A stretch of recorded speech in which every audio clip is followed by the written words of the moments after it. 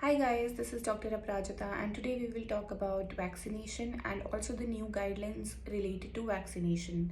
Although I know I'm a bit late in uploading this video, but still I know many of you have confusions related to new guidelines. I hope my video will help in clearing your confusions and will help the public in general also. तो पहली चीज़ guys ये है कि आज के time पे I know vaccination slots काफ़ी जगह पर सिटीज़ टाउन्स में अवेलेबल नहीं है, काफ़ी मुश्किल से मिल रहे हैं। तो ऐसी कंडीशन में guys please do not panic, घर पे रहें, सेफ रहें। जब भी वैक्सीन का स्लॉट मिले तब आप वैक्सीनेशन लें। फर्स्ट क्वेश्चन इज़ कौन सी वैक्सीन बेटर है, कोविशील्ड और Covaxin? Guys I am making this video after a lot of research. Please trust me, काफ़ी रिसर्च के बाद मैं ये बोल रही हूँ। दोनों वैक्सीन्स इक्वली सेफ हैं, इक्वली एफिशिएंट हैं। थोड़ा बहुत फ़र्क है लेकिन that doesn't matter at this point of time. Both the vaccines are good. So जो भी आपको वैक्सीन अवेलेबल है, जो भी वैक्सीन मिल रही है, आप प्लीज़ वो वैक्सीन लें, क्योंकि वैक्सीन का काम है बॉडी में एंटीबॉडीज़ बनाना। और ये स्टडीज़ ने प्रूव किया है कि दोनों वैक्सीन्स इक्वल एंटीबॉडीज़ प्रोड्यूस करती हैं बॉडी में। तो जो भी वैक्सीन अवेलेबल है, you can go for it. Also now will talk about the new guidelines. पहली गाइडलाइन कहती है कि अगर आप कोविड पॉजिटिव हुए हैं, उसकी रिकवरी के बाद 3 मंथ्स के बाद you can go for vaccination. Second is अगर किसी ने फर्स्ट डोज वैक्सीन की ली है, उसके बाद वो इन्फेक्ट हुए हैं, तो भी आपको रिकवरी के 3 मंथ्स के बाद वैक्सीन की सेकेंड डोज लेनी है। थर्ड पॉइंट है कि एक गुड न्यूज़ है for lactating mothers. Now they can freely take the vaccine and the vaccine is totally safe for the lactating mothers.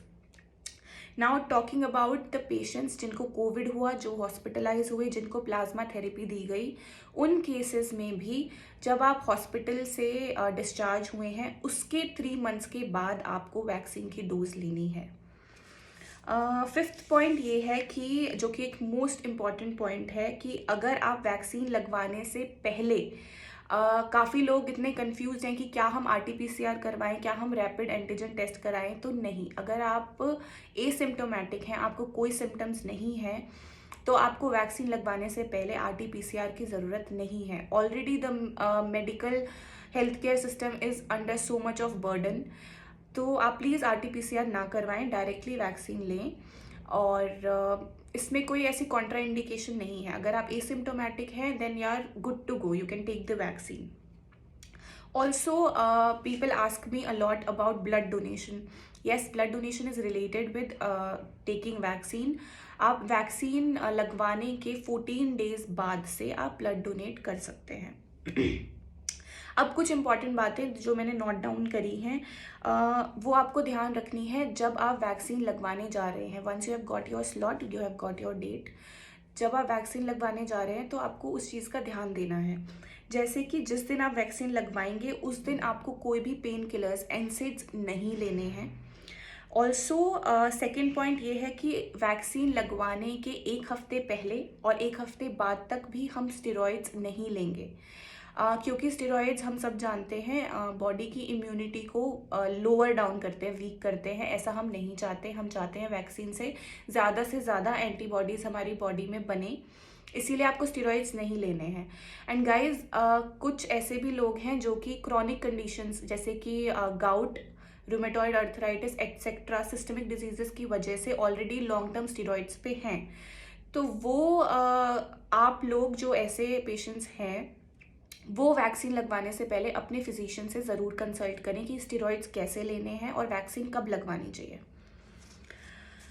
Now coming to the third point, smoking और alcohol consumption आपको vaccine लगवाने से पहले और बाद में नहीं करनी है। This is as simple as that.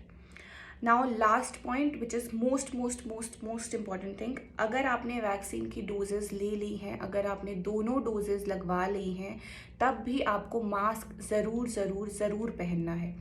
Vaccine लगवाने का मतलब ये नहीं है यू आर 100% सेफ। आपको मास्क पहनना है। आप N95 मास्क पहने, आप डबल मास्किंग करें, आप मास्क ज़रूर पहने। And also on the day of vaccination, जब भी आप वैक्सीन लगवाने जाएं तो प्लीज़ ध्यान रखें कि आप बाहर जा रहे हैं, आप वैक्सीनेशन के स्पॉट पे जा रहे हैं, वहाँ पे obviously you will see a crowd and gathering of the people.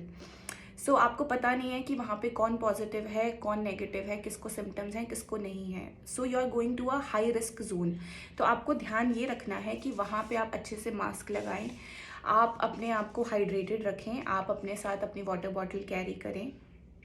Also जब आप वैक्सीन लगाने जा रहे हैं तो उससे पहले अगर आपको कोई हिस्ट्री है किसी एलर्जी की, तो आप अपने वहाँ पे जो भी हेल्थ केयर वर्कर प्रेजेंट है उसको ज़रूर बताएं। Also after vaccination there is 30 minutes of observation period which is also very important कि आपको वैक्सीन से कोई साइड इफेक्ट तो नहीं हो रहा। हालांकि बहुत रेयर है, still you should wait for 30 minutes in the waiting area. And also after vaccination ज़्यादा प्रॉब्लम्स नोटेड नहीं हैं। आपको 2 से 3 दिन फीवर और बॉडी एक रह सकता है, जिसके लिए आपको सिर्फ पैरासीटामोल लेनी है। अगर आपको फीवर 3 दिन से ज़्यादा रहता है तो आप उसको इग्नोर ना करें और अपने फिजिशियन को ज़रूर कंसल्ट करें। Rest, this is all about vaccination. Guys, please comment below and tell me about the doubts which are left. I will surely reply to you all. Like, comment, share and subscribe for more such videos. I love you. Thank you so much. Jai Hind.